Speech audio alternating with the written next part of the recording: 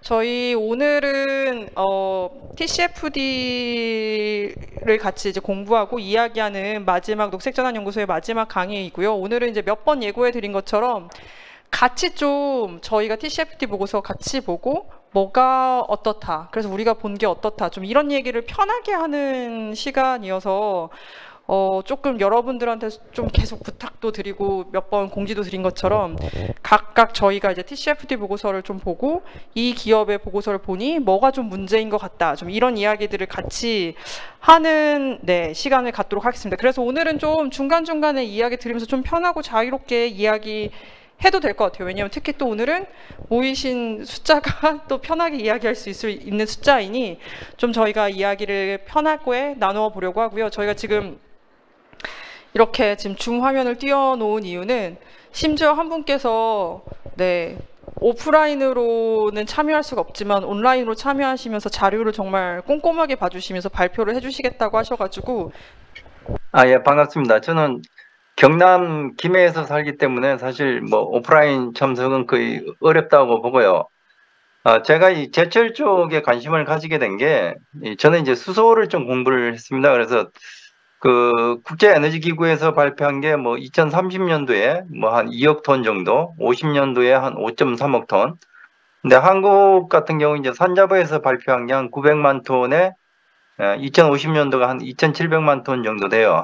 그러니까 세계에서 기준으로 보면은 한 4%, 5% 사이인데, 제가 이제 왜 관심을 가지냐면 2030년도에 한국이 수소가 필요한 게 한 900만 톤인데, 포스코가 300만 톤이 필요하다라고 계속 발표를 했어요. 그래서 이게 좀 뭔가 안 맞는다. 그럼 현대제철은 도대체 어느 정도 필요할 건가? 그럼 900만 톤이 잘못됐든지 뭐 포스코가 잘못됐든지 이런 거에 대한 고민을 하면서 이제 TCFD를 공부하던 차에 녹색전환연구소에서 이제 이런 걸 개설을 해 주셔가지고 제가 아주 많은 도움을 좀 받았습니다. 그래서 현대제철 쪽부터 말씀을 드리자면은 쭉 읽다 보니까 이제 19페이지에 이제 그 전기하고 수소 에너지 공급에 대한 것들이 말은 있는데 실질적으로 뭐 얼만큼 필요하다라든지 이런 부분에 대한 언급이 사실은 없어요. 이게 나중에 뭐 130 몇 페이지 읽어봐도 마찬가지인데 그래서 이런 부분이 없다는 거는 실질적으로 대안이 있는지 없는지를 제가 좀 캐치하기가 굉장히 어려웠어요. 그래서 현대제철에 찾아가서 이걸 좀 확인을 했었어요. 그 컨벤션에 가서. 근데 그쪽에 뭐 있는 사람들은 실무자가 아니라서 뭐 이런 내용을 자기는 잘 모른다. 뭐 했던 거고, 예, 일단 요 페이지는 그렇습니다. 그래서 그런 게 없어서 좀 아쉽다.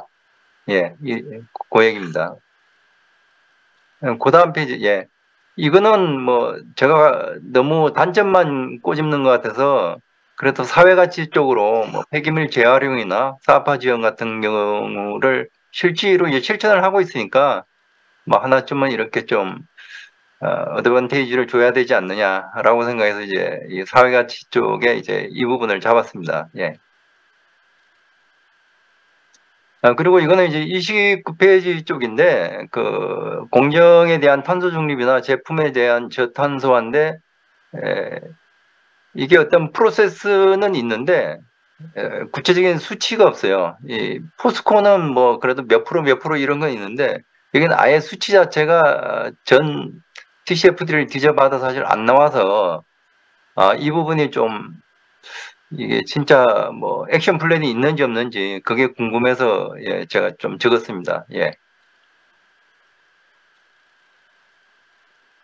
그리고 뭐 57페이지 같은 경우는 그래도 뭐 P2G에 대한 개발 계획은 사실 없었어요. 이게 P2G라는 게 이제 파워, 이제 예를 들어서 파워 투 가스 해가지고 이제 전력, 신재생 에너지를 이용해서 뭐 수소, 이런 가스 종류를 개발하는 건데, 이런 거에 대한 연구 개발 계획이 없다는 거는, 이게 진짜 수소를 어떻게 할 건지에 대한 거를 전혀 제가 알 수가 없어요. 그리고 78페이지에 공급망 그 관리에 가도 수급 계획에 대한 게 전혀 언급된 게 없습니다. 그래서 현대제철이 과연 어떤 식으로 로드맵을 짜는지 이걸 알 수 있는 방법이 전혀 없다는 것이 좀 아쉽다 뭐 그런 뜻에서 제가 작성을 한 겁니다. 네. 그리고 포스코 같은 경우는 포스코는 제가 사실 뭐 여러 가지로 메일도 많이 보내고 회신도 받고 해봤는데 사실은 뭐 원하는 답이 온 경우는 없는데 탄소 중립을 계속 이제 뭐 외치면서도 삼척 블루 파워를 뭐 24년도 내년 4월달 준공을 하게 돼 있고 그다음에 이제 뭐 가스 사업도 광양 LNG 같은 경우도 뭐 6호기 탱크를 신설 중이고 뭐 이런 것들이 과연 탄소 중립에 어떤 의미를 부여하는지 그 사람들에 대한 진실성이 보이지 않아서 이 부분을 좀 체크를 해서 보였습니다.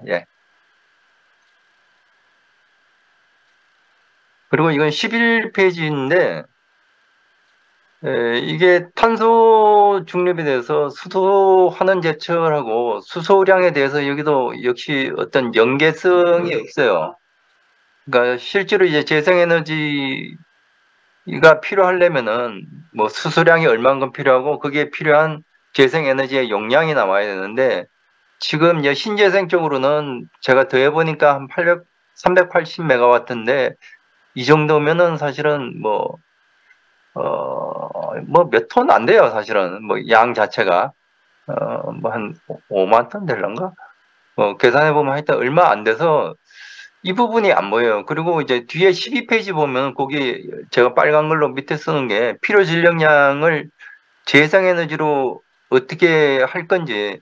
그러니까 하단에 신재생 쪽에는 380메가고 여기 필요한 발전량은 13,525기가와트인데 여기에 대해 중간에 뭐 어떤 식으로 이렇게 끌고 가겠다는 거는 안 보여요. 그러니까 결국은 이제 화력 발전이나 가스 발전이나 이런 것들이 전부 다 바뀌어야 되는데 그러기에는 중간에 어떤 식으로 끌고 가겠다는 게 없이 숫자만 덜렁 이렇게 나와 있다 보니까 사실은 뭐 해석하기가 좀 어렵습니다.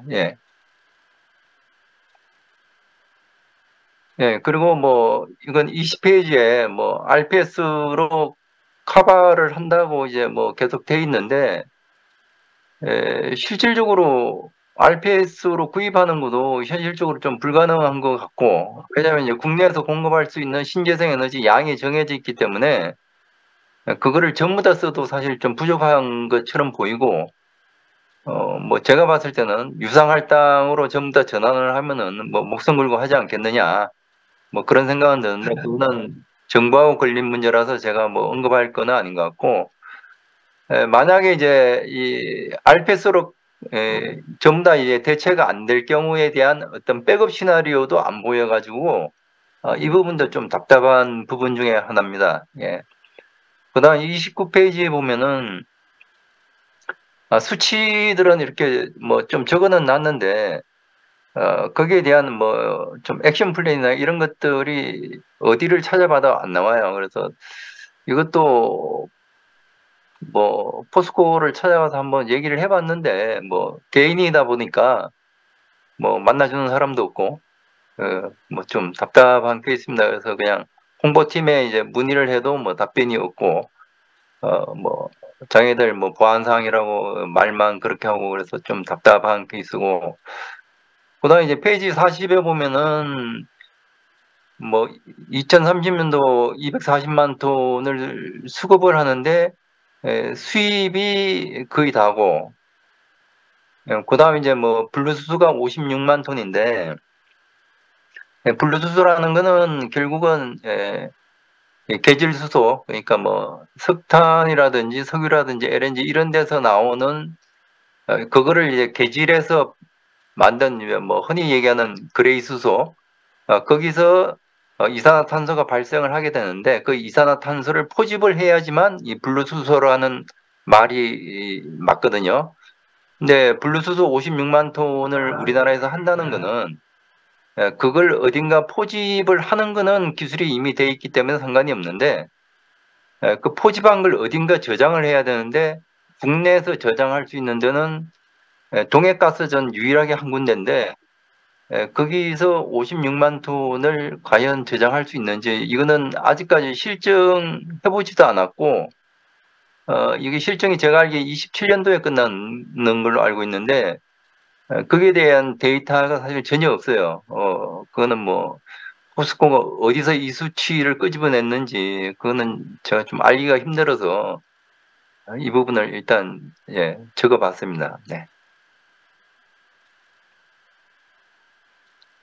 그리고 이거는 뭐 제가 직장 생활을 저도 뭐 오래 해서 그런데 이 대부분 그 회사라는 게 뭐 포스코도 대기업이고 뭐 어느 정도 뭐 100대 기업만 들어도 사실은 뭐 어떤 장기적인 액션 플랜을 짤 때는 연간 뭐 예를 들어서 쭉 로드맵을 짜고 그다음 뭐 백업 시나리오도 짜고 그다음 이제 뭐 미달성되면은 뭐 원인하고 문제점하고 만회 대책 그다음에 뭐 재발 방지 대책 이런 거를 쭉 짜요. 사실은 짜고 롤플레이 개념으로 해서 5년 단위 또는 10년 단위로 짜는데 그 TCFD를 보니까 이런 게 없다는 게 좀 이상하더라고요. 그래서 그거는 내부 자료라서 공개를 안 하는 건지 이런 거를 공시를 안 하면은 이런 거를 공시하는 거를 하도록 만드는 것도 뭐 이렇게 시민단체의 역할이 아닌가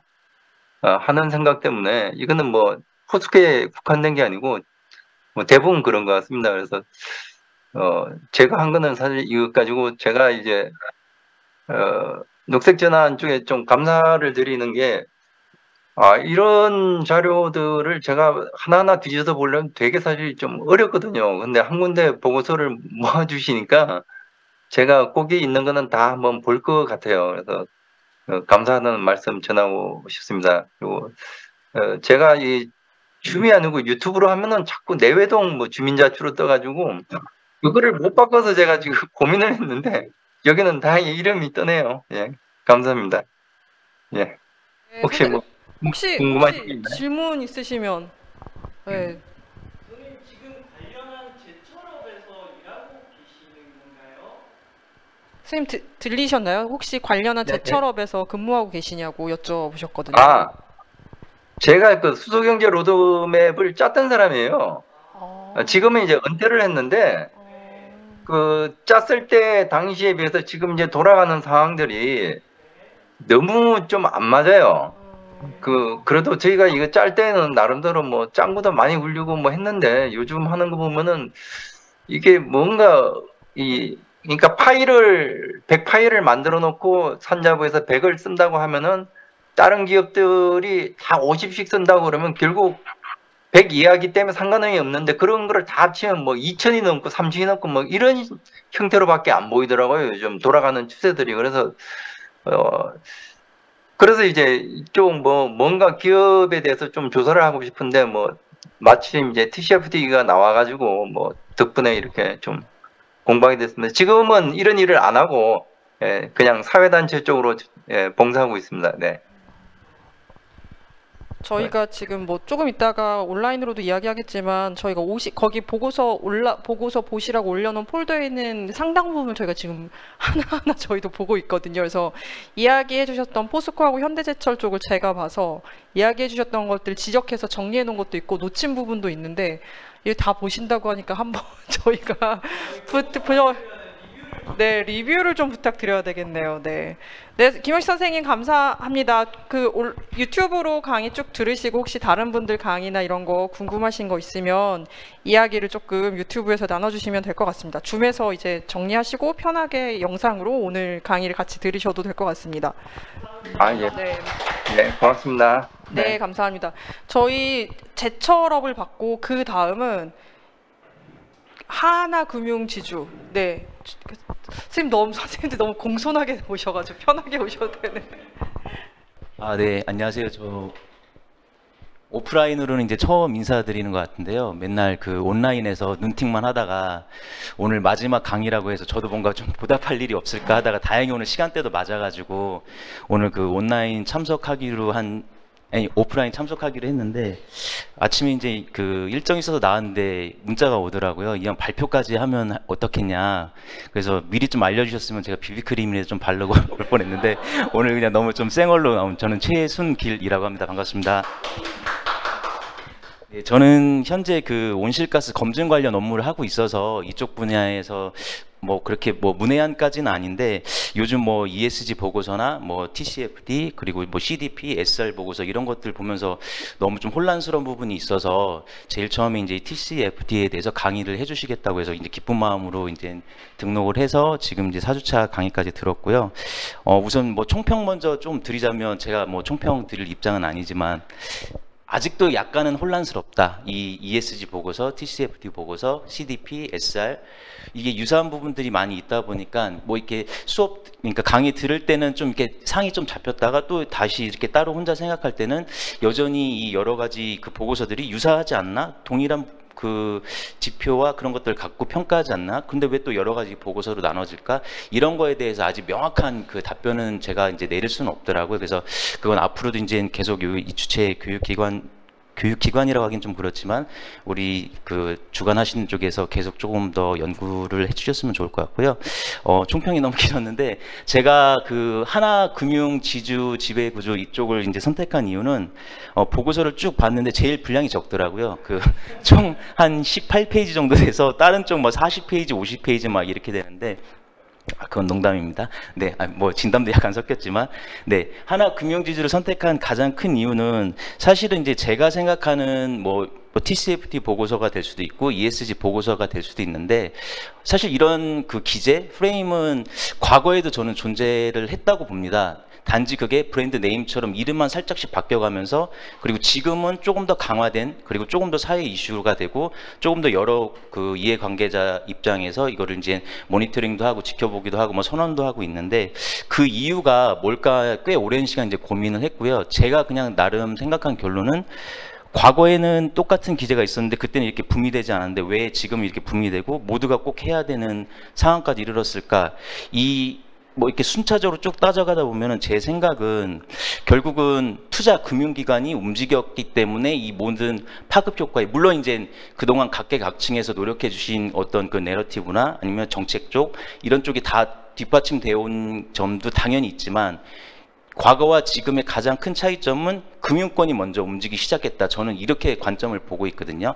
쉽게 얘기해서 기업 입장에서 제가 이제 심사를 보다 보면 여러 가지 느낌전 중에 하나가 대부분 이제 과거의 기준에서는 정부 정책에 대응하는 수준 정도에서 모든 게 이런 ESG도 그렇고 기후변화도 그렇고 이렇게 했었는데 요즘은 대응이 아니라 선제적인 액션까지 가더라고요. 그 이유는 아마 투자기관에서 제일 먼저 그 자금의 흐름이나 아니면 투자에 관해서 이 특정 요건을 맞추지 않으면 그거를 회수하거나 아니면 향후 투자에 대해서 불이익을 주기 때문에 기업체에서 먼저 움직인 것 같고요. 그렇게 뭐 좀 뭐 대기업, 중소기업 뭐 이렇게 나누긴 그렇지만 투자기관에서 먼저 움직여서 1차적인 대기업을 움직이니까 이 밸류체인상에 있는 나머지 중소기업들 그리고 더 그 아래 기업들까지 순차적으로 전부 다 이렇게 영향을 주는 이렇게 서로 간에 이렇게 그 피어 프레싱이라고 하죠. 그렇게 동료 간에 서로 이렇게 연결을 그 할 수밖에 없는 구조를 만들었기 때문에 과거와는 다르게 조금 더 기업들이 더 발빠르게 대응하고 움직이는 게 아닌가 이런 생각을 했고요. 그러다 보니까 그러면 그 투자기관이란 쪽은 얼마나 잘하고 있나 이런 의구심이 들었습니다. 그래서 여러 가지 보고서 중에서 지금 하나금융지주를 선택을 했고요. 앞에 그 발표하신 선생님처럼 막 디테일한 내용은 아니지만 제가 읽어봐서 우선 좋았던 점 하나 그리고 조금 더 보완하면 좋겠다는 점 이렇게 두 가지를 잡았습니다. 첫 번째는 일단은 이 하나금융지주를 보신 분은 아시겠지만 그 우리 TCFD에서 써 있는 각 지표에 대한 키워드들이 모두 다 들어가 있습니다. 그래서 누가 만들었는지 정말 참 잘 만들었다. 이게 제일 처음에 든 생각인데 그 와중에 이제 비전문가로서 제가 느낀 첫 번째 차이점은 바로 이제 이 부분이 될 수가 있겠습니다. 한번 제가 읽어보면 보수체계 개편, 비재무성과의 CEO 보수체계 연계에 따른 CSG 경영 강화 이렇게 되어 있는데요.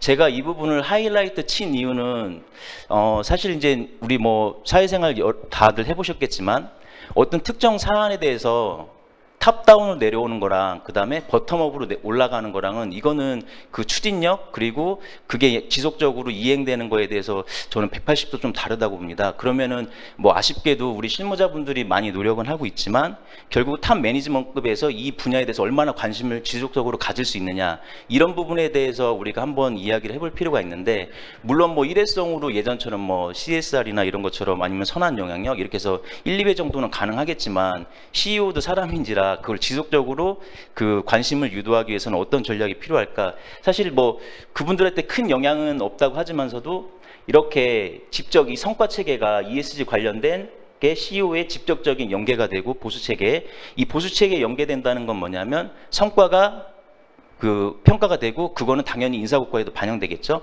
실제적으로 이분들에게 직접적인 지금까지는 이제 간접적인 경우가 많았다면 직접적으로 영향을 미침으로써 탑 매니지먼트급에서 계속적으로 이제 관심을 가지게 된다면 실무자들에서도 일을 할 때가 굉장히 이제 좀 편하지 않을까. 이래서 이게 이제 다른 그 보고서랑 다르게 이렇게 탑 매니지먼트까지 저희가 연결을 했다는 점이 이제 굉장히 좀 특이했습니다. 그리고 이제 좀 조금 더 궁금했던 점은 이것도 잘하면 또 그린워싱이 될 수 있거든요.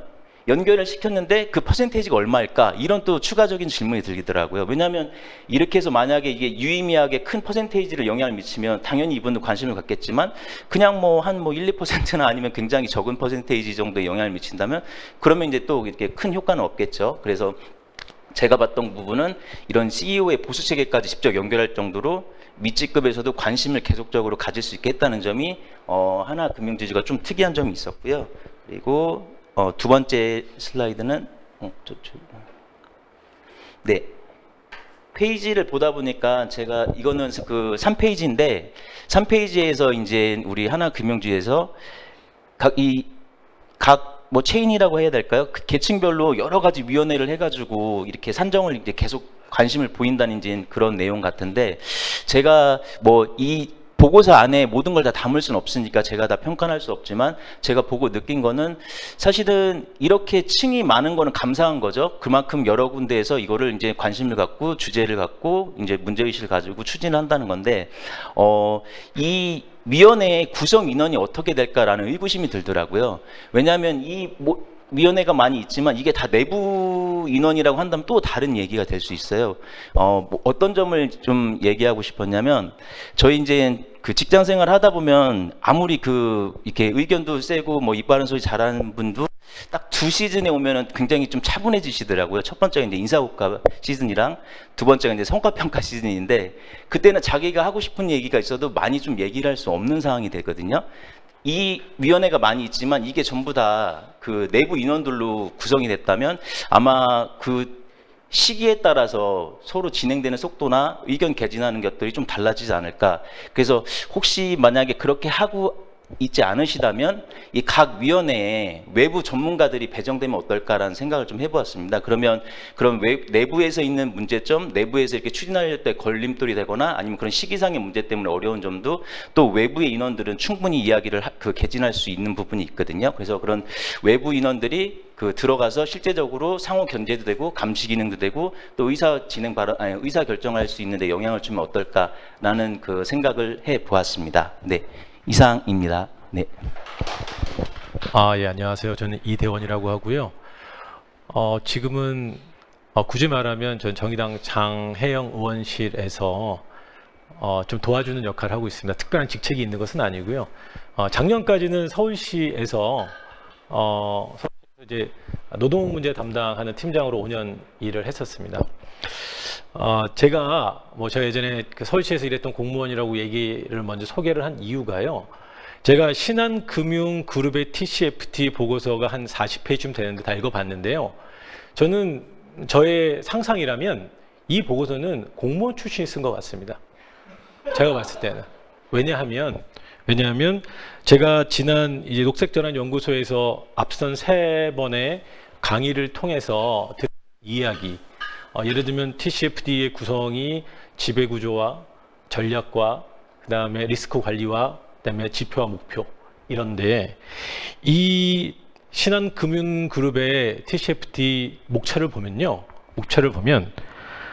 들어가는 말, 소개, 두 번째가 지배구조, 세 번째가 전략, 네 번째가 리스크 관리, 마지막이 지표 목표, 마지막이 맺는 말이에요. 전형적인 논수령이고 전형적인 공무원 보고 방식입니다. 더 재밌는 것은 공무원들은 보고서 쓸 때 이런 게 반드시 들어가야 돼요. 내가 이 보고서 전체를 이미지화 시키는 게 필요합니다. 그래서 이 신한금융그룹에서는 이렇게 해놨더라고요. 자전거를 얘기하면서 4가지 지표 중에 자전거를 하면서 손잡이는 지배구조고 왼쪽과 오른쪽 바퀴를 해서 한쪽은 전략이고 하나는 리스크 관리. 여기에 지표와 목표는 없는데 지표 목표가 이제 앞으로 가면 뭐가 있겠다 뭐 그런 얘기를 하는 것 같아요. 또 하나 더는 이 지배구조와 전략과 리스크 관리가 이 보고서를 쓴 사람 입장에서는 되게 좀 만족스러웠을 것 같습니다. 왜냐하면 이걸 보면 신한금융그룹에서는 우리는 이 TCFD 보고서를 만들기 위해서도 또는 향후에 지속 가능한 뭐 하기 위해서 ESG를 위해서 우리는 이 사회 내에 2가지의 위원회를 만들었다라고 합니다. 첫 번째는 ESG 전략위원회, 이름이 전략이 들어가죠. 두 번째는 위험관리위원회, 위험관리가 들어갑니다. 그래서 이 사회 내에 2가지 위원회를 만들었는데 하나 전략위원회에서 전략을 짠다는 겁니다. 그 다음에 위험관리위원회에서 세 번째 위험관리를 하겠다는 겁니다. 사실은 저는 TCFD 이 구성 프레임워크에서 이 4가지 영역이 이런 식으로 뭐는 뭐가 맞고 뭐는 뭐가 맞고 이런 방식은 아니겠지만 이 보고서의 구조를 보면 사실 그냥 보고서만으로만 보면 상당히 짜임새를 가지고 만들었다라는 생각이 드는 거예요. 보고서만 놓고 보면 제가 봤을 때는. 그래서 이 40페이지 가까이 되는 보고서를 보면 처음에 보고서를 만들기 전에 이 보고서에 들어가야 될 내용 3개를 아마 만들어 온 것 같습니다. 그래서 저는 맨 뒤에 이 보고서에 한 뭐 저 나름대로 총평은 체계적으로 우수하다. 체계적으로 우수하다. 하지만 빠진 것이 있다면 어떻게가 없다는 겁니다. 넣을 건 다 넣었어요. 이 보고서는 저같이 TCFD 보고서가 뭔지 모르는 사람이 구글 검색을 하면서 같이 공부하다 보면 TCFD가 이런 거구나 라고 하는 것을 알 수 있는 일종의 교육자료 같은 느낌을 받았어요, 저는. 그래서 신한금융그룹은 어떻게 얼마나 탄소 배출을 줄일 건데 뭐 스코프 1, 2와 3에서 어떻게 금융 배출을 줄일 건데 이런 구체적인 얘기보다는 뭐 신한금융그룹을 제가 뭐 싫어하는 이유도 없지만 멋있는 얘기는 다 넣어놨는데 실제 그래서 우리는 어떻게 줄일 거냐에 대한 얘기는 사실 좀 무분표인 것 같다라는 생각이 좀 듭니다. 제 첫 번째 느낌, 자랑질이 너무 심하다는 겁니다. 왜냐하면 이런 얘기를 해요. 뭐 저뿐만 아니라 이 40페이지 가까운 데서 무슨 말만 하면 다 이겁니다. 우리는 뭐 STBI 뭐 이걸 가지고 했고 PC, AF만 했고 이 얘기를 주구장창 10번 정도 얘기하는 것 같습니다. 저는 그럴 수 있다고 봅니다. 그럴 수 있다고 보는데 중요한 건 제가 볼 때는 녹색전환연구소에서 얘기했듯이 그래서 얼마나 줄일 건데 어떤 방법으로 줄일 건데 라고 하는 얘기를 해야 된다고 생각하거든요. 근데 사실은 개념적인 측면에서만 좀 신한금융그룹에서는 좀 많이 서술하지 않았나라는 생각이 전 듭니다. 제가 봤을 때. 그리고 신한금융그룹은 2011년에 한국에 있는 국내 뭐 금융사들 자신들이 제일 먼저 뭔가를 했다라는 얘기를 좀 많이 강조하더라고요. 뭐 좋은 일이죠. 좋은 일이죠.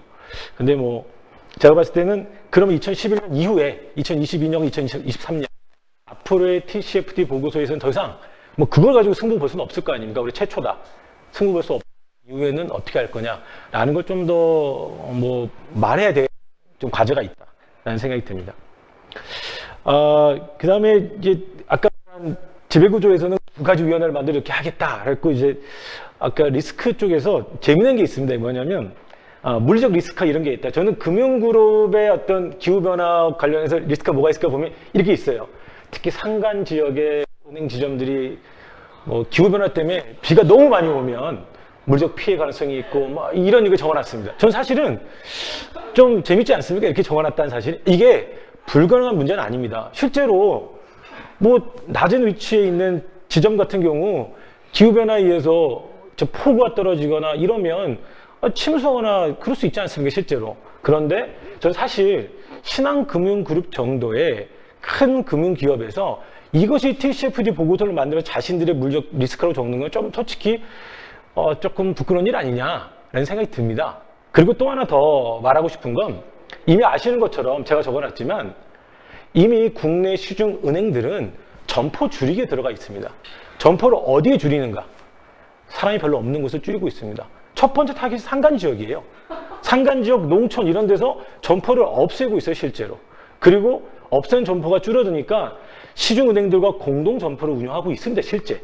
그런데 신한금융그룹에서 우리 물리적 리스크로 이렇게 얘기한다고 불가능한 문제는 아니나 이것을 이 TCFD 보고서를 얘기하면서 이렇게 조금 제가 봤을 때는 이상하다. 이 리스크가 얼마나 크길래 물리적 리스크까지 표현했는가. 그러면 만약에 여기서 한 발짝 더 나가서 우리는 그럼 이런 물리적 리스크를 극복하기 위해서 뭘 할 건가? 이 얘기는 없거든요. 그래서 제가 약간 비아냥거린 거예요. 그럼 뭐 아주 뭐 꼭대기 올라가서 지점을 만들 겁니까? 산에 올라가서 할 겁니까? 그거 아니지 않습니까? 어떻게 할 거냐? 사실은 이 부분은 다른 아까 앞서 말한 하나금융이나 또는 뭐 KB나 이쪽 다 읽어보지 않았지만 거기서 만약 물리적 리스크 중에 이런 게 들어가 있다면 좀 웃긴 일이다 라는 생각이 좀 듭니다, 솔직히. 제가 과문해서 그럴 수 있지만 이게 좀 이상한 거다 라는 생각이 들고, 세 번째는 아까 말씀 그래서 어떻게 할 거냐, 이 부분이 좀 빠져있다. 제가 보면 18년, 19년, 20년 스코프 1, 2 차원에서 이렇게 했다고 하는데 이건 2021년 보고서이기 때문에 보면 3개년 동안 사실 1, 2에서의 배출량이 그다지 드라마틱하게 줄어들지 않았습니다. 뭐 그거는 그럴 수 있다고 칩시다. 근데 19년에서 20년 보면 1, 2가 조금씩 더 증가했거든요. 근데 제가 그동안 이제 이 강의를 들으면서 배운 거에 따르면 1, 2는 자체적으로 배출한 양 아닙니까? 그렇잖아요. 그러면 자체적으로 배출한 양이 더 늘어났다? 근데 제가 좀 이해할 수 없는 건 점포는 줄이고 있고 인력도 줄이고 있고 금융들이 슬림화하고 있고 디지털화하고 있는데, 그런 물리적으로는 줄이고 있지만 디지털화하면서 자체적으로 배출하는 탄소량이 많아지는 건가? 서버를 확충하고 뭐 이런 등등의 문제 때문에? 그렇다면 금융그룹에서 디지털화를 한다는 것이 이 탄소 배출의 측면에서는 어떤 건가에 대해서 우리가 고민해 볼 필요가 있다 이런 생각이 듭니다. 왜냐하면 수익을 위해서 디지털화를 하고 이렇게 하겠지만 만약에 이 시기가 계속 그러고 있는 시기잖아요. 향후에 제가 말했지만 2021년, 22년에 또 다른 스코프 1, 2가 나왔을 때 이것이 그대로이거나 약간 증가한다면 이것은 다른 지식이 필요하다. 그 원인을 얘기해 줘야 된다. 금융 쪽에서. 이런 생각이 듭니다. 그리고 또 하나 더는 그 다음에 42, 84. 이 공무원들이 좋아하는 숫자예요. 2배잖아요. 42, 84. 저는 이것도 이해할 수가 없었던 거예요, 처음엔. 그러면 2030년까지 10년 동안 41을 줄이고 40년까지 84, 44년 넷째로를 달성하겠다는 것인데 좋다 이겁니다. 전 좋다. 그러면 어떻게 할 거냐? 어떻게 할 거냐? 이에 대해서는 사실 없더라. 숫자만 아름답다. 이런 생각이 전 든다는 거예요. 그래서 제가 여러 번 봤는데 없더라고요, 그 내용이. 그 다음에 스코프 3. 이 부분에 좀 재밌는 게 하나 있는데 이 신한금융그룹에서는 자신들 가지고 있는 자산을 보면 기업 대출과 비상장 주식이 가장 자산이 크죠. 그래서 당연히 배출량으로는 77% 가장 많은 게 당연합니다. 그런데 배출 보면 프로젝트 파이낸스가 가장 높아요. 부동산에 투자한 게 가장 높다는 겁니다. 무슨 말이냐면 사실은 현재 지난 몇 년 동안 부동산 광풍이었기 때문에 시중은행들이 프로젝트 파이낸싱을 엄청나게 많이 했을 거라는 거예요, 실제로. 많이 했을 거거든요.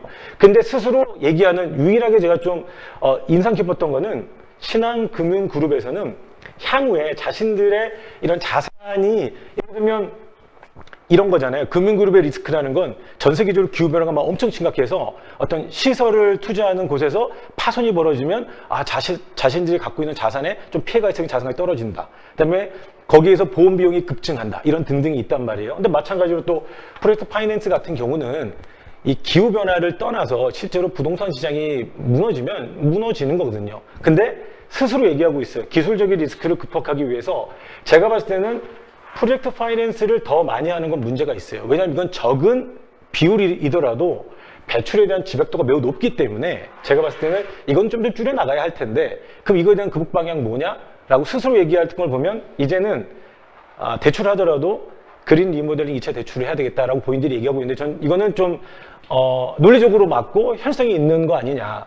왜냐하면 신규 부동산을 계속 개발하는 것보다는 이미 있는 부동산에 난방을 좋게 한다든가 열 효율을 좋게 한다든가 이렇게 해서 에너지 소비를 줄이는 방향으로 집을 수리하거나 우리 예전에 얘기했듯이 그런 방향으로 한다면 실제로 거기에 들어가는 대출이나 투자는 실제로 TCFD 보고서에 담길 만한 내용이고 금융 배출량을 줄이기 위한 하나의 방안이 될 수 있다라는 생각이 들거든요. 근데 이것도 이런 몇 가지를 제외하고 이렇게 등등등등 이렇게 했는데 이거에 대한 좀 구체적인 것은 없다. 그리고 아까 제가 앞서서 하나 빼먹은 게 여기서 자체적으로 배출하는 양을 줄이기 위해서라면 저라면 과문하지만 아무것도 모르지만 저라면 이걸 어쨌든 조금이라도 줄이고 싶으면 보고서에 침수 때문에 문제가 생긴다라고 써놓을 정도였다면 저라면 비아냥거리는 게 아니라 저라면 모든 신안에 있는 카드사든 은행이든 보험이든 모든 사에 자신들이 태양을 받을 수 있는 모든 면에다 태양열 전지판을 다 설치하겠다라고 하는 정도는 얘기해야 된다는 거예요. 그렇게 할 거면. 그래야 원투 정도에서 조금이라도 줄인다는 얘기를 하지 않겠습니까, 실제로? 저는 그래서 굳이 없으면 그런 거라도 좀 해야 되지 않냐. 저 너무 유치한 얘기인지 몰라도 그렇게 정도는 얘기해줘야 되는 거 아니냐 생각이 듭니다. 마지막으로 제가 보면 아까 말씀드린 대로 이 보고서는 보고서 자체로만 보면 논리적으로 수미일관 딱 맞게 되어 있다. 담길 내용이 다 담겨 있고요. 공개될 내용이 퍼센트가 되어 있고 다 되어 있습니다. 그리고 그것을 예쁜 비유적 표현과 이미지로 표현까지 다 해놨습니다. 그래서 이 보고서 자체만 보면 아까 이사회 뭐 회장님이나 이런 분들이 보기에 잘 썼구만 이렇게 얘기할 만한 보고서일 수 있지만 실제 뭐 저는 뭐 슥 본 거지만 금융그룹이 자기 스코프 1,2와 금융 배출량을 줄이기 위해서 42%, 84%라고 제시했고 2044년에 넷제로를 달성하겠다고 하는 그런 야심찬 계획을 얘기할 정도라면 그 정도의 계획치고는 이 안에 담긴 본인들의 포부와 어떤 자랑과 이런 거에 비하면 좀 구체적인 실험 방법은 좀 없다. 그래서 이 부분은 제가 말해서 첫 해니까 뭐 이럴 수 있다고 칩시다. 그래서 이제 2022년, 2023년에 TCFD 보고서 금융그룹을 본다면 과연 앞으로 어떻게 할 거냐라고 하는 것을 좀 보면 이들이 제 TCFD 보고서를 정말 의미 있게 만든 건지 아니면 진짜 다 하니까 우리도 이거 안 할 수 없으니까 한 건지에 대한 좀 평가를 할 수 있지 않을까 싶습니다. 이상입니다. 42, 84% 절대 잊지 못할 것 같은. 네, 조금 순서가 섞여서 잠깐 슬라이드를 그 김혜인 선생님께서 빙그레 제가 좋아하는 투게더 아이스크림이 나오는 빙그레를 해주셨는데 아마 좀 내용 보시면 여기 오늘 다들 발표들을 해주셨기 때문에 뭐를 지적하시는지는 되게 그냥 직관적으로 이해되실 것 같아요. 그래서 아주 간단하게만 이야기 드리면 중대성 평가를 되게 많은 기업들이 하는데 중대성 평가 자료를 보면 대부분 다 약간 특히 이제 저희가 최근에 시멘트 회사를 보고 있는데 대부분 뭐 중대재해법이나 이런 거 관련한 거지 기후위기 관련한 이슈들은 많이 없더라고요. 그래서 좀 그런 부분들이 환경법규나 이런 것들 컴플라이언스 관점이 아니냐 이런 지적들이었던 것 같고 실제로서 뽑은 주요 이제 핵심 이슈 1, 2, 3, 4 쭉 보면 기후위기는 사실 뭐 그렇게 보이지는 않죠. 네. 그래서 이제 뭐 그런 현상에서 스콥 1, 2, 그러니까 배출가스가 계속 온실가스가 배출량이 계속 증가하고 있고 탄소 중립 전략이나 목표도 뭐 빙그레는 제시하고 있지 않다. 이제 이런 얘기들을 하고 있고 좀 대체적으로 너무 개괄적인 설명들을 하고 있다. 이제 이런 비판을 해주셨는데 사실 아마 다 보셨으니까 이 비판이 직관적으로 어떤 느낌인지는 다 알 것 같습니다. 다음은 우리 지난주에 오셔서 같이 많은 이야기를 해주셨던 이동광 선생님께서 여러 기업의 여러 내용을 PPT로 만들어 주셨는데 모시고 잠깐 이야기를 드려보도록 하겠습니다. 네. 이렇게 발표하는지를 몰라가지고 네 감목이 안 좋습니다. 감기 조심하세요. 네이버인데요. 저는 개인적으로 네이버가 TCFD 보고서를 잘 썼는지는 잘 모르겠어요, 사실. 그래서 이제 보면은 이제 리스크 관리 쪽에 이렇게 딱 한 페이지 이렇게 들어가 있는데 사실 리스크 관리에 그 원래 TCF상 들어가야 될 내용은 아니에요. 그러니까 일반적으로 우리가 그냥 리스크 관리한다. 사실 그 리스크 관리하는 프로세스랑 일반적인 내용이 들어가 있는데 이런 내용을 쓰는 것이 아니다. 원래 보고서 상에. 근데 좀 오해가 있지 않은가라는 생각이 있고요. 이제 KB 금융그룹 같은 경우에는 이렇게 써 있는데 그래서 똑같은 리스크 관리 부분에서 이제 KB금융이 어떤 내용을 쓴지를 좀 참고해 보시면은 원래 리스크 관리에 어떤 내용이 들어가야 되는지를 좀 간접적으로 알 수 있을 것 같아요. 그래서 뭐 리스크를 관리하는 체계와 우리는 뭐 이런 시스템을 가지고 있다라는 내용은 이제 쓰고 싶으시다면 이제 거버넌스 쪽에 올라가서 좀 쓰셔야 될 것 같고, 이제 리스크 대응이라는 건 기본적으로 어떤 리스크인지를 보고 그걸 어떻게 리스크 말 그대로 대응을 할지를 좀 이런 식으로 쓰는 게 리스크 관리다. 그러니까 TCFD 보고서상에는 그렇다라는 게 생각이고요. 바이오로직스 같은 경우는 이게 중점 검토 대상 위험 리스크 이렇게 되어 있는데 일반적으로 이제 중대성 평가 매트릭스로 보이는데 사실은 이런 식으로 그 형태가 구성된 건 굉장히 좀 독특하다라고 생각이 들어요. 여기 보시면 이제 사업장, 업스트림, 다운스트림 있고 단기, 중기, 장기가 되어 있는데 일반적으로 X, Y축은 큰 상관이 없지만 발생 빈도와 영향으로 이렇게 구성을 하고 있어가지고 사실은 이게 이렇게 분포가 되어 있는데 어떤 의미인지가 좀 직관적으로 닿지는 않아서 근데 이런 형태로 구성된 보고서가 몇 개 있었어요. 그래서 그리고 주신 보고서는 다 봤는데 우선은 TCFD랑 SR이랑 AR이랑 다 섞여져 있어가지고 저는 TCFD 보고서만 뽑아가지고 간단하게만 올려놨습니다. 그 이유가 왜냐하면 연차 보고서랑 지속 가능 경영 보고서를 TCFD 보고서 관점으로 보면 약간 오해가 있습니다. 바이오로직스 같은 경우에는 잘 보시면은 굉장히 독특하게 제3자 검증 의견서가 뒤쪽에 붙어 있는데 의무사항은 아닙니다. 근데 하지만 이제 공시를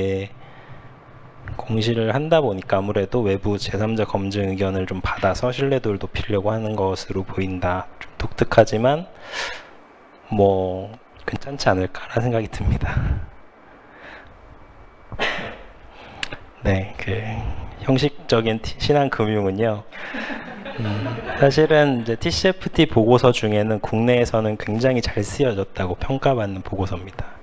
그래서 공무원이 쓰셨는지는 제가 잘 모르겠지만 그 형식대로 쓰라고 사실은 그 가이던스가 나왔기 때문에 모든 업체가 신한금융 구조를 가지고 기본적으로 써야 됩니다.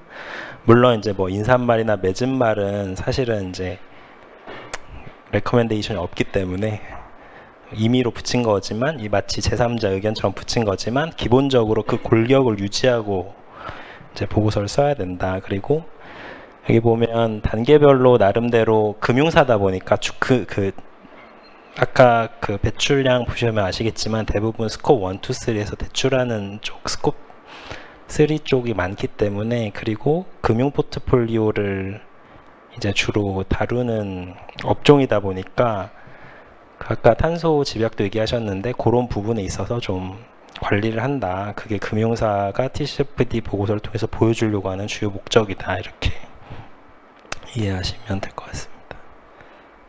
네, SO일 미움받는 SO일인데요.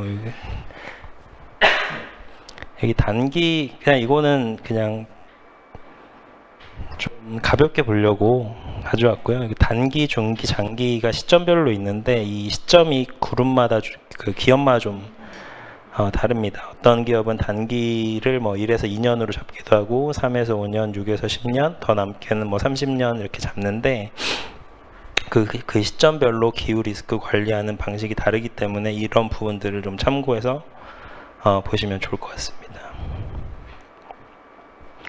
그리고 하나솔루션인데 제 생각에는 그 굉장히 그 이런 의아한 내용을 공개하는 곳이 매우 드뭅니다, 사실은. 그래서 되게 좋다 이런 생각이 들고요. 네, 이런 식으로 ESG 위원회가 뭐 운영이 되고 있고 관련된 의안 이런 걸로 논의를 하고 있다. 이런 것들 향후 좀 공개하면 좋지 않을까 이런 생각이 있습니다. 이거는 사실은 이제 보시면 아시겠지만 그 이 뒤에 기회도 있는데요. 그 전환 물리적 리스크 기회 요인 전 요인에 있어서 빼곡하게 뭔가 이렇게 다 넣어놨는데 저는 이제 가끔 이런 생각을 합니다. 이렇게 다 넣으라고 한 건 사실은 이제 출제자의 의도는 아니었다. 이 중에서 중요한 걸 몇 개 뽑아가지고 그 부분을 좀 구체화하는 게 더 좋지 않을까라는 생각이 드는데 왜 이렇게 작성을 했는지에 대한 마음도 그 이해는 좀 된다 이런 생각이고요. 이 하나 시스템, 그러니까 솔루션이랑 다르게 시스템이고 여기 이제 아마 그룹사 색을 맞춘 것 같고요. 이게 시스템이 이렇게 되어 있어요. 구분해 놓으셨군요. 이 두 장이 TCFD 답니다. 근데 뭐 그 내용보다는 형식상 이게 어쨌든 공시라는 거다 보니까 이렇게 너무 단순하게 공시하는 건 향후에 정말 제대로 할 때 너무 걸림돌이 되지 않을까 이런 생각이 듭니다. 이게 약간 차라리 안 하는 게 좀 낫지 않을까? 나중에 할 때 좀 제대로 하는 게 낫지 않았을까 싶은 생각이 사실은 좀 있습니다. 그래서 이런 좀 재미난 포인트 가지고 정리해봤습니다. 이상입니다. 제가 궁금한 게 있는데 그냥 목이 안 좋으신데 이 하나 시스템처럼 이게 SR이라면 지속 가능 경영 보고서를 얘기하시는 것 같고 네. 이렇게 이제 딱 지속 가능 경영 보고서 내 이 정도도 제가 보기에는 지속 가능 경영 보고서 내에서 TCF들이 이 정도도 정리한 것도 꽤나 정리한 것 같은 느낌이거든요. 다른 기업들 보면 너무 이제 너무 인덱스에다 진짜 뭐 한 패러그래프, 한 문단, 두 문단 정도로밖에 안 넣은 기업들도 되게 많거든요. 근데 이게 어떤 부분에서 조금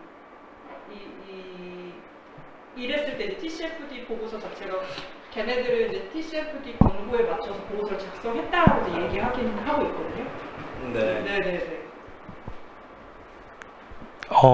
그 사실은 이제 네 가지 다 당연히 맞고 요 밑에 내용도 세부 지침 내용 중에 일부긴 하지만 일부 가져온 것도 맞고 요거 기준으로 글을 쓴 것도 사실은 이제 맞고 전략도 맞는데 사실 이게 TCFD다 보니까 재무 영향을 산출하는 게 사실 핵심인데 그 부분이 다 빠져 있다고 이제 주로 보이고요. 그래서 그 부분 중에 이제 사실은 요 위험 관리 부분이 제일 중요한데 그 부분에 대해서는 조금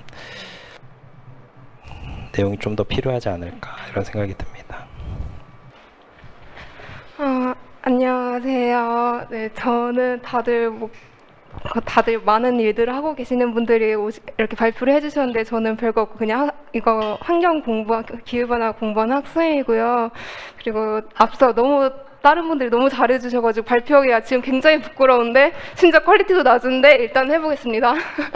그래서 저는 처음에 총 3가지의 보고서를 보려고 이렇게 확인을 했어요. 첫 번째는 롯데케미칼, 두 번째는 고려아연, 그리고 세 번째로는 한일시멘트였는데요. 첫 번째 롯데케미칼의 경우 고른 이유가 제 친구가 최근에 취업한 회사여서 울산에 공장이 있다라는 정보를 알고 있어서 했고요. 그리고 두 번째는 고려아연을 봤고 고려아연을 본 이유는 아리백 이니셔티브 사이트 들어가면 항상 맨 첫 줄에 올라가 있는 게 고려아연이더라고요. 그리고 세 번째로 한일시멘트를 고른 이유는 아무래도 CBAM 업종 대상 중에 시멘트 업종이 가장 타격을 크게 입지 않을까 싶어서 3가지를 골랐는데 일단 첫 번째 롯데케미칼을 이렇게 뺀 이유는 정말 어떻게 하고 있다라는 숫자밖에 없어요. 그래서 보고서가 18페이지밖에 안 되는데 정말 내용이 별거 없어가지고 일단 그냥 다 단점밖에 쓸 거밖에 없어가지고 걸었고요. 그리고 고혈압 아련과 한일 시멘트 중에 고른 이유는 아무래도 최근에 CBAM 이슈에 제가 관심이 있다 보니까 그래서 시멘트를 골랐습니다. 그래서 처음에 골랐는데 이게 시멘트 산업이라 그 탄소 국경 조정 이슈가 크게 있을 줄 알았으나 여기는 주요 수출국의 EU가 포함되지 않더라고요. 그래서 근데 그럼 어떻게 지속가능 경영 보고서를 왜 탄소 중립을 이 그룹은 할까? 라는 생각이 들었는데 아무래도 2021년 당시다 보니까 정부 탄소 중립 정책에 맞춰서 진행한 것으로 보입니다. 그래서 외부 요인이 아니라 국내 요인에 의해서 이 보고서를 작성한 것 같고요. 그래서 저는 그래서 외부에 굳이 수출할 때 타격을 입는 것도 아니면은 국내 요인이면은 좀 국내 정책이야 솔직히 말해서 매 정권마다 바뀌는 거니까 대충 작성할 수 있지 않을까 했는데 되게 잘 썼더라고요. 그래서 단점을 지적할 게 제가 지표가 그 녹색전환연구소에서 말씀해 주신 지표가 지표 및 목표, 전략, 그리고 위험관리, 그리고 거버넌스 이렇게 있었는데 일단은 지표 및 목표 수준에서는 정말 다 꽉꽉 채워서 적어놓은 걸 확인했고요. 제 수준에서는 확인했고요. 정확히는 모르겠지만 그래서 전략 부분을 저는 주로 봤습니다. 왜냐하면 위험관리나 거버넌스 같은 경우는 제가 기업을 잘 몰라가지고 일단 환경과 관련된 부분을 봤고요. 네, 그래서 잘했다고 본 부분이 그 지표 및 목표 부분에서도 그 스코프 3에 대한 언급이 있습니다. 그리고 전략 쪽에서도 해당되는 말인 것 같은데요. 일단 스코프 3에 대한 전략을 제시했다는 점에서 잘 봤다고 생각했고요. 그리고 또 그 기회와 위험이라는 지표가 있는 것도 확인을 했는데 아무래도 시멘트 산업이다 보니까 꽤 많은 R&D나 CCUS 같은 것들을 하고 있더라고요. 그래서 이거를 지금 2021년 닥쳐산 게 아니라 2016년 그쯤부터 R&D를 진행을 한 기사를 봤고요. 그래서 이거를 새로운 성장 동력으로 기후 변화를 새로운 성장 동력으로 삼고 새로운 기술을 개발하고 있다는 점이 꽤나 인상 깊었습니다. 네. 그래서 제 발표는 되게 초라하지만 여기까지입니다.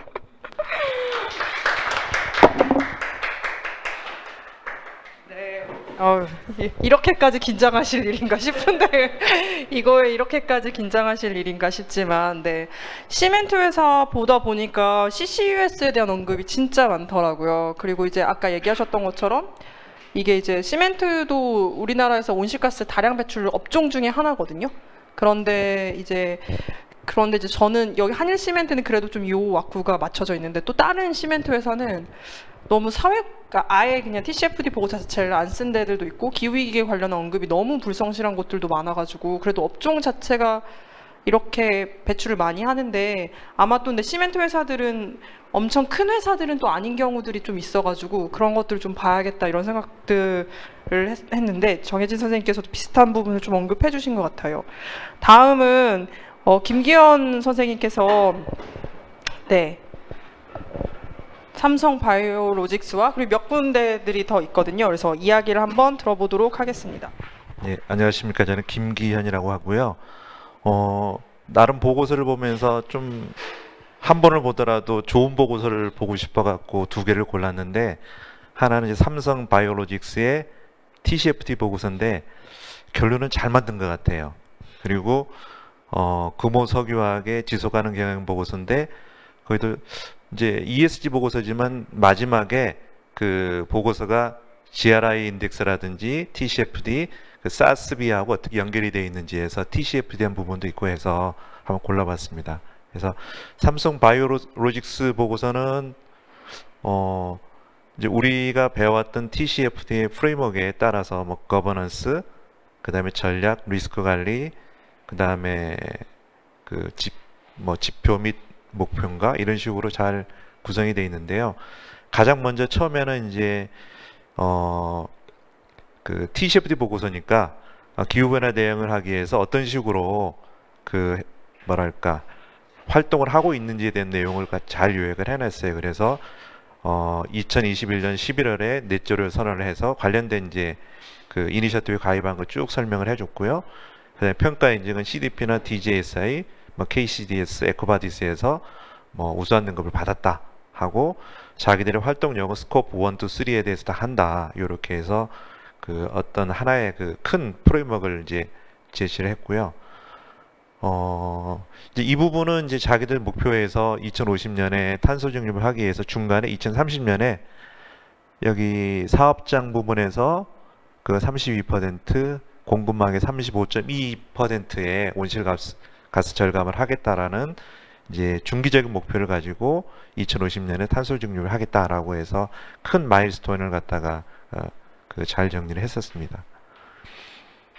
그리고 이제 또 하나는 이제 저는 좀 잘 보이진 않는데 어쨌거나 이제 TCFD 보고서니까 스코프 1, 2, 3에 대해서 이제 어떤 식으로 그 활동을 할 건지에 대해서 좀 목표들이 있어요. 이쪽에 보면 2030년 아까 말씀드렸던 뭐 사업장에 그다음에 공급망에 이런 부분들이 있어서 2050년에는 그 사업장하고 공급망 그리고 뭐 이렇게 해서 100% 달성하겠다라고 돼 있는데 뭐 다른 기업하고 똑같지만은 목표는 있는데 구체적으로 뭘 하나하나 해나가겠다는 부분은 아직은 언급은 돼 있지는 않아요. 근데 이건 뭐 삼성 바이오로직스만의 문제는 아니고 뭐 모든 기업이 다 똑같은 것 같아요. 근데 그 전체적인 이제 로드맵은 잘 그 2022년 보고서 치고는 잘 해준 것 같아요.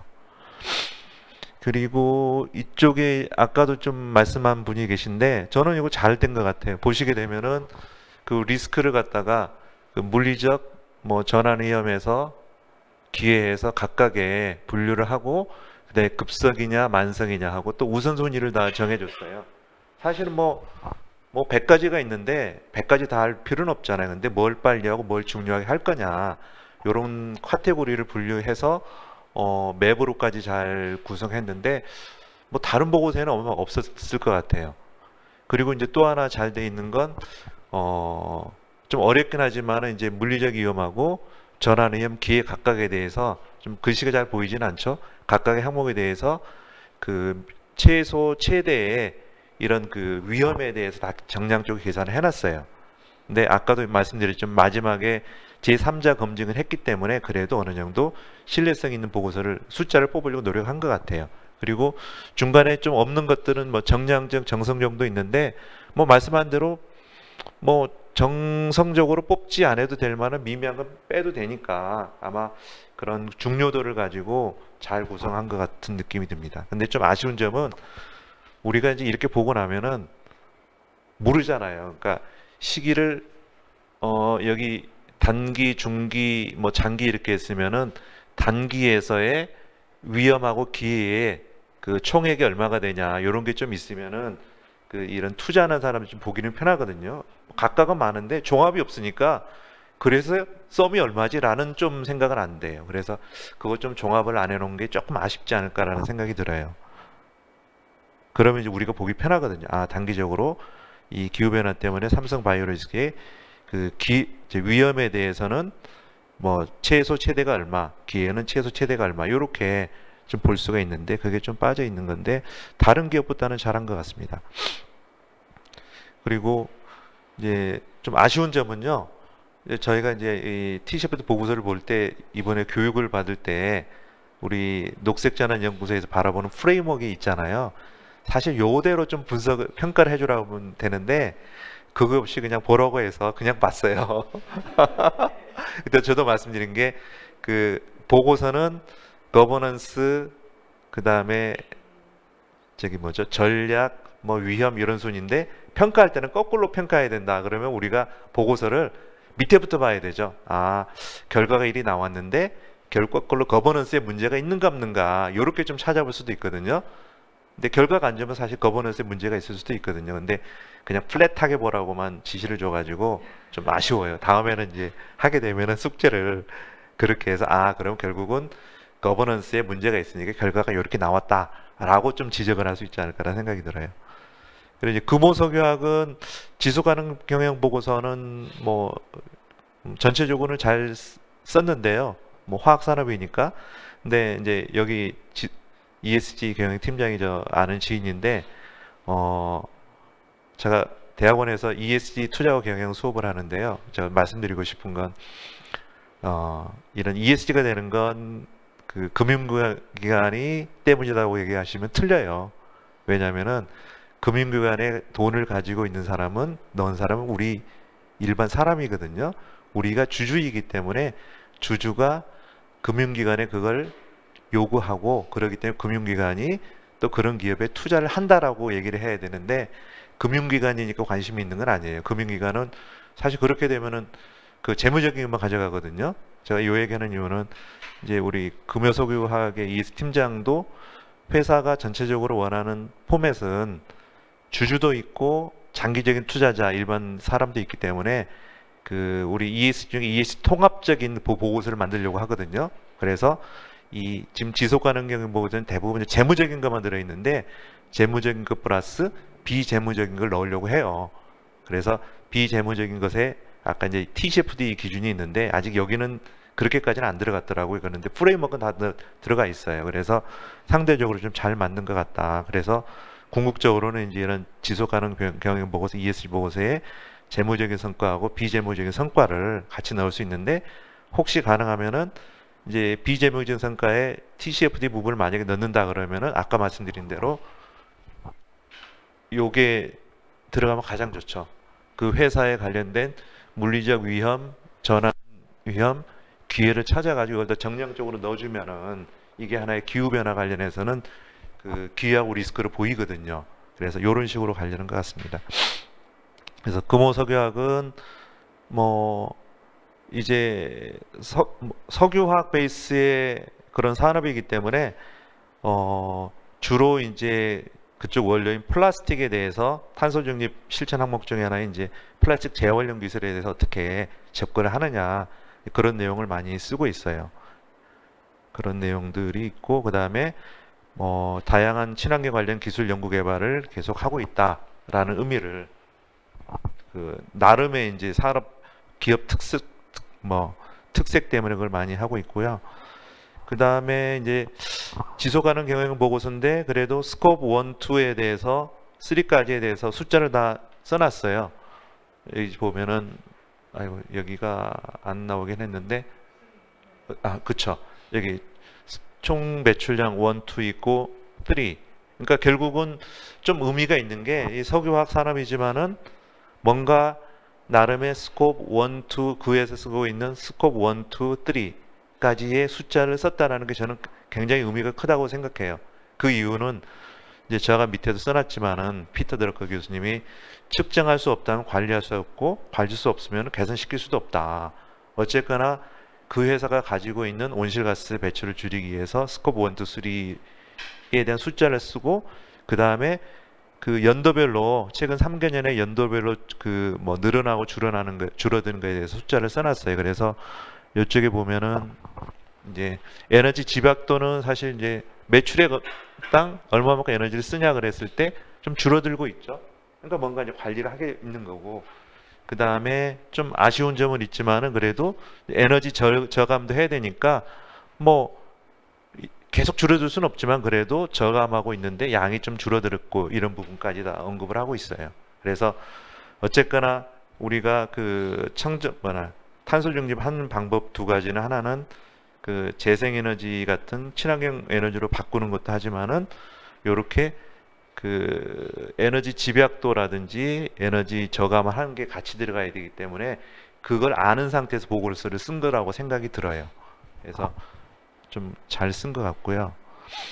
그 다음에 이제 또 하나 이제 좀 특이한 게 우리가 TCFD 보고서도 있지만 우리가 TNFD 보고서도 이제 프레임워크도 나오고 있잖아요. 그래서 이제 석유화학이 사실은 이제 그 지역으로 보면 약간의 공해를 발생할 수 있기 때문에 이런 생물 다양성에 대해서도 이제 관심을 갖고 있다 해서 그 실천 지침 초안을 만들고, 그 다음에 아까 사실 그 갑자기 기억이 안 나는 어느 회사에서 뭐 그 사회 기업 우리가 ESG에 뭐 S 하면서 커피박을 한다 이런 건 사실 그게 그린워싱이거든요. 자기 사업 아무 상관이 없는 거잖아요. 그런 걸로 어떤 뭐 ESG S를 한다 그러면 안 되거든요. 근데 어쨌거나 이제 금호석유화학은 자기 인근에 있는 그 하천, 왜냐하면은 이제 정유공 화학단지에서 나올 수 있는 오염 물질이 강으로 들어가기 때문에 이런 거 인근 지형 환경 정화 또 뭐 여천 쪽에 있고 그러니까 해양 생물 다양성 보존에서 가능한 한 자기 사업하고 비슷한 쪽에서의 어떤 그 활동을 하는 걸로 좀 보고서를 써놨어요. 그리고 이제 ESG 위원회 같은 경우도 제가 이제 아까 말씀드린 대로 그 잘 하려면 거버넌스가 형식적으로 뭐 잘 구성이 돼야 되는데, 이제 ESG 이 사회이사회를 쭉 보니까 ESG 위원회 위원장의 박순애 교수님인가요?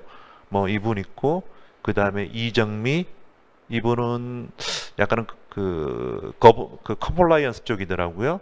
근데 박범우 이런 분들 한 세 분의 이력은 보니까 컴플라이언스하고 이런 그 환경에 관련해서 어느 정도 그 전문성이 있는 분들이 그 ESG 그 위원회 5분 중에 3분이 들어가 있습니다. 대표이사 빼놓고. 그래서 잘 구성은 돼 있는데, 아까 좀 아쉬운 점은 이제 여기도 보게 되면은 뭐 보고 및 의결 안건 수 7건이라고 그랬는데 뭔가가 없어요. 아까 어디는 볼 게 있는데 이제 그걸 좀 공개하면 좀 좋지 않을까라는 생각이 들었습니다. 그리고 이제 그 지속가능 경영 보고서의 마지막에 부록으로 보면은 이 지속가능 경영 보고서를 GRI 인덱스, 그 다음에 TCFD, 그다음에 SASB 각각에 맞춰서 이제 어떤 식으로 어떤 항목이 어디에 들어가 있냐 그걸 언급을 하잖아요. 근데 TCFD 관련된 부분 좀 없어가지고 한 3장인가 따로 별도로 만들었어요. 그 TCFD 프레임워크에 맞게 거버넌스, 전략, 뭐 위험 관리, 그 다음에 지표 및 목표. 근데 좀 아쉬운 게 아까 삼성 바이오로직스 같이 그런 식으로 정량적으로 잘 만들어지는 아직은 않은 것 같아요. 근데 아마 이제 2023년 보고서에는 이제 그렇게 할 수 있을 것 같아요. 그래서 좀 뭐 틀은 좀 잘 돼 있는 보고서지 않을까라고 생각이 듭니다. 예, 고맙습니다. 혹시 우리 작업 같이 보신 오늘 보셨던 바이오로직스하고 금호석유화 관련 혹시 궁금하신 거나 없으면 마지막으로 빙그레, 아까 다른 분이 또 빙그레를 빙그레 말고 네이버도 있고 있으니까 또 이야기해 주세요. 아, 네, 안녕하세요. 예, 마지막이니까 짧고 굵게 하고 끝내도록 하겠습니다. 저 전문가분들 너무 많으셔서 살짝 위축이 되기도 하는데요. 모아주신 보고서 보면서 아, 이런 식으로 작성이 되고 있고 이렇게 좀 많이 학습할 수 있는 시간이었습니다. 정말 이 자리 마련해 주셔서 정말 감사드리고요. 일단 빙그레 같은 경우에는 일단 온실가스 감축 목표 시나리오 제시가 되어 있지 않더라고요. 이렇게 그래서 보고서를 살펴보면 2019년부터 2022년까지의 온실가스 증감 추이만 표시가 되어 있고 30년까지, 50년까지 뭐 향후 몇 년 내에 얼만큼 줄이겠다라는 목표가 제시되어 있지 않아서 제가 빙그레 탄소 중립, 빙그레 넷제로 이렇게 찾아보니까 선언이 아직 되어 있지 않는 건지 자료를 찾기가 조금 어려웠습니다. 그리고 조금 좀 둥글둥글하게 쓰셨어요. 빙그레에서. 그래서 조금 좀 내용이 구체성이 좀 떨어지는 것 같아서 그 부분이 좀 아쉽긴 했는데요. 그리고 스콥 1, 스콥 2 배출량 관련해서는 예를 들어서 스콥 1의 운영 경계, 예를 들어서 빙그레 같은 경우에는 냉장 냉동식품 많으니까 냉매 같은 것도 포함이 되어야 되고, 그리고 스콥 1 같은 경우에는 이동연소라던가 이런 것들이 모두 포함되잖아요. 그래서 스콥 1에 어떤 부분이 많이 포함되어 있는지 이런 것들이 고시가 되어 있지 않아서 이런 정보들이 누락된 것들이 아쉬웠고, 그리고 대응 지표라고 얘기하시면서 노후 유틸리티 설비 고효율화, 그리고 뭐 인버터 제어 고도화 뭐 이런 식으로 전기 사용량을 줄이는 방향으로 제시가 되어 있는데, 사실 2021년부터 좀 배출량이 그 스콥 1에서는 살짝 감소가 되긴 했거든요. 근데 이건 전기 사용량 부분이 아니라 이제 아까 그 직접 배출량 부분이라 가지고 이쪽에서 제시하는 어떤 그 집중적으로 줄이려고 하고 있는 노력과 감축되고 있는 부분이 좀 차이가 있어서 왜 그렇지? 이런 좀 생각이 들더라고요. 네, 그리고 아까 말씀드린 것처럼 기후변화 리스크 분석이랑 이런 것들이 분석이 진짜로 된가 싶은 정도로 조금 너무 둥글둥글하게 나와 있습니다.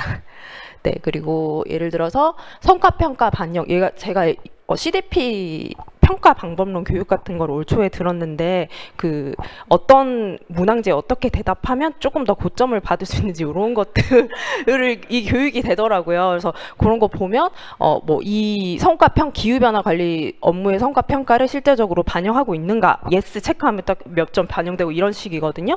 근데 그런 거 보면서 그런 거 참고하시면서 이렇게 반영하고 있습니다. 어떤 식으로 뭐 그렇게 좀 구체적으로 나와 있지 않아서 그런 평가 방법론이라던가 구체적으로 뭐 그렇게 좀 돌아다니고 있는 가이드라인에 맞춰서 좀 작성하신 것이 아닌가 이런 생각이 조금 들었습니다. 애플 같은 경우에는 굉장히 잘하고 있을 것 같아서 한번 보고 싶다 이래서 일단 들어가서 봤고요. 그 목표와 그에 따른 방법론을 굉장히 구체화해서 설명이 되어 있습니다. 그리고 2015년부터 2021년까지 어떤 방식으로 진행이 되고 있는지, 그리고 2021년에는 그 공급망에 175곳 이상의 협력업체가 재생에너지를 사용하기로 약속했다 이런 식으로 좀 구체적으로 좀 나와 있는데 조금 아쉬웠던 점은 협력업체가 몇백 개가 있는데 그 중에 몇백 개가 선언을 한 건지 이게 조금 고시가 안 되어 있어가지고 총 200개 중에 175곳이다. 뭐 이런 거에 대해서 조금 더 구체적으로 나왔으면 어땠을까 이런 생각이 들었고, 좀 좋았던 점은 스콥 3 배출량이 70% 자기들이 탄소 배출의 70%가 거의 스콥 3에서 나오고 있기 때문에 이 협력사 관리를 어떤 식으로 하고 있는지를 좀 페이지를 많이 할애했어요. 보고서를 보면.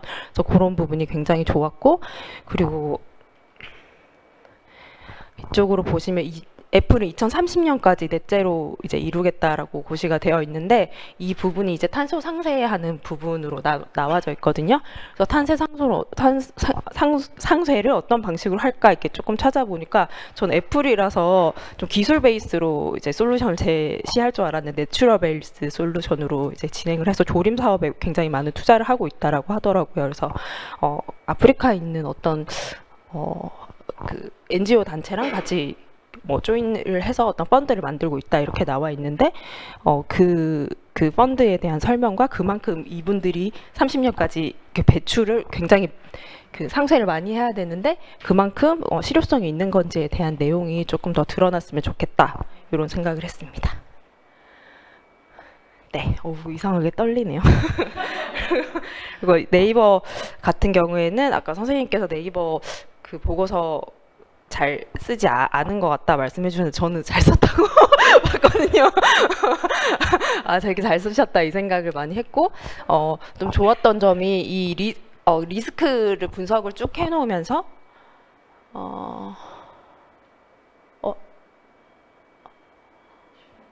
지워진 것 같은데 네이버에서 가지고 있는 사업장, 그 조직 경계, 자기들이 관리해야 되는 조직 경계가 여러 군데가 있어요.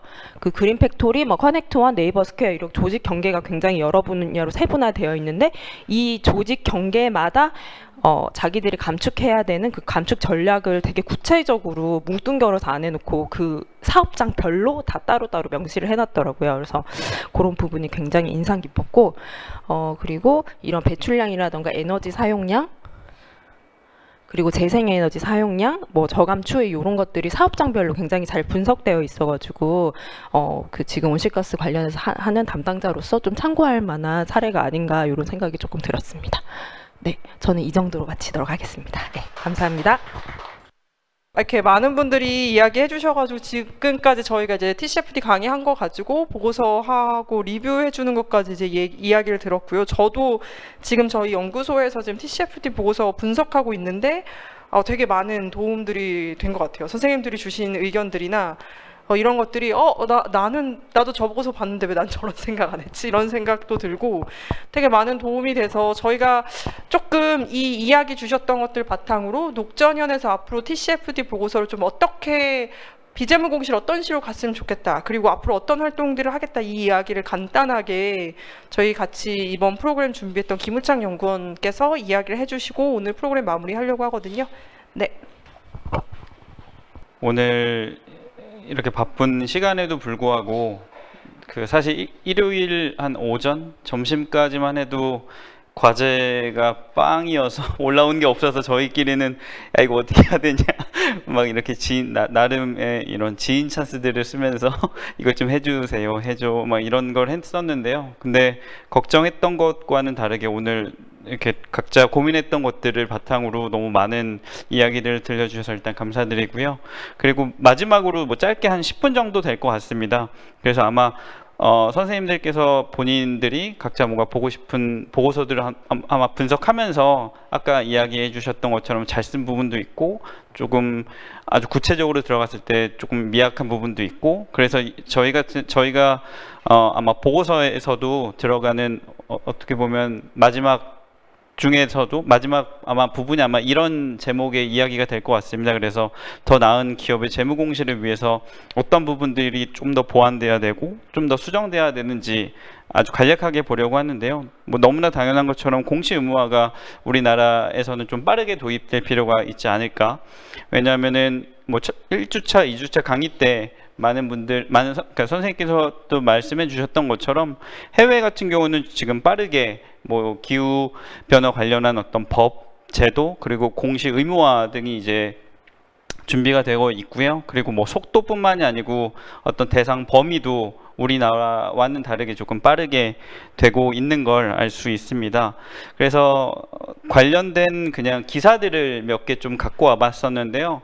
뭐 사실 이게 작년 이맘때 기사라서 조금은 올드해 보일 수도 있겠지만 이제 뭐 LG 디스플레이가 이제 애플에 오늘 계속 뭐 저번 주 오늘 계속 이야기가 나오는 애플의 어떤 탄소 중립화 계획에 동참할 수밖에 없었던 이유를 여기서는 되게 구체적으로 이야기가 나오더라고요. 그러니까 LG 디스플레이 매출 중에서 가사라고 나와 있는 곳이 아마 애플로 추정되는데 전체 매출의 한 40%가 이 가사와의 어떤 거래를 발생하는 것이다. 그래서 이제 LG 입장에서는 40% 혹은 뭐 12조 원에 달하는 이 매출액 때문에 애플이 혹은 지금 하고 있는 탄소 중립화 계획에 동참할 수밖에 없고 그리고 당시에는 이제 8개 업체가 새로 포함해서 총 13개의 국내 업체가 애플의 탄소 중립화 계획에 참여하고 있다고 하는데 뭐 많이 들어본 뭐 삼성, LG, 포스코 오늘 나왔던 것만이 아니고 저도 뭐 처음 들어보는 뭐 범천 정밀, 뭐 솔루엠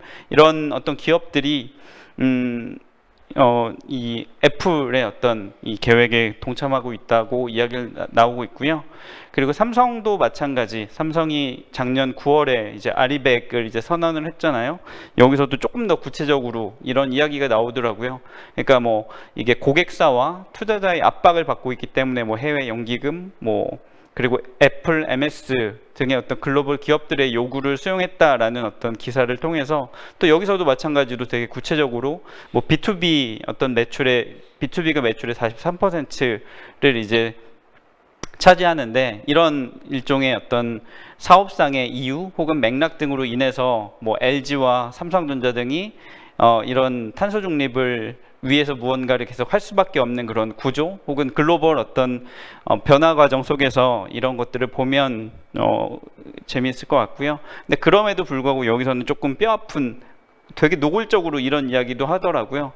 그러니까 뭐 세계 3대 연기금인 네덜란드 자산 운용사에서는 이제 삼성 같은 경우는 이제 아예 그냥 예전 20세기 경영 철학에서 벗어나야 된다, 벗어나지 못했기 때문에 아직까지 조금 저조한 어떤 모습들을 보이고 있다라고 이야기하고 있고 여기서는 이렇게까지 저는 되게 노골적인 비판적인 어떤 인터뷰를 본 적이 없는 것 같은데 얼마나 깊이 있는 계획을 내놓으려고 지금까지 침묵으로 일관해 왔는지 꼼꼼히 들여다볼 것이다. 삼성 주주인 뭐 노르웨이 최대 연기금 이런 이야기까지 할 정도로 사실 작년 뭐 이맘때의 기사라서 조금은 올드하지만 삼성, 뭐 LG, 우리나라에서는 흔히 말하는 대기업으로 불리우는 재벌이라 불리우는 그런 업체들조차도 이 트렌드에 이제는 이런 일종의 노력을 할 수밖에 없는 상황이라는 것을, 그래서 공시유무를 좀 빠르게 도입해야 된다라고 생각을 해봤고요.